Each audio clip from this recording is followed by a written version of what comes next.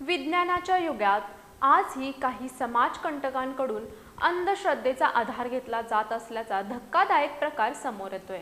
गेल्या आठवड्यात वाठार इथल्या स्मशानभूमीमध्ये अज्ञातांकडून अघोरी भानामतीचा प्रकार करण्यात आला होता।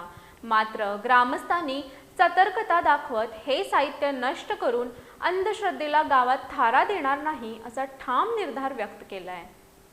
गेल्या काही दिवसांपासून वाठार गावातील स्मशानभूमीमध्ये लिंबू, टाचण्या आणि इतर अघोरी पूजेचं साहित्य पडलेलं होतं।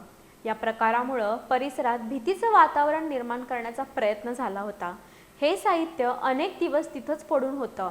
ग्रामस्थांच्या पुढाकारानं अंधश्रद्धेच्या या प्रकाराला बळी न पडता गावातील सुजाण नागरिकांनी एकत्र येत हे साहित्य हटवण्याचा निर्णय घेतला।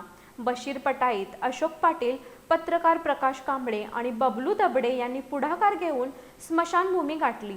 त्यांनी ते सर्व अघोरी साहित्य गोळा करून एका चटईवर ठेवलं आणि योग्य रीतीनं त्याची विल्हेवाट लावली। अशा अघोरी कृत्यातून कोणाचंही भलं होत नाही।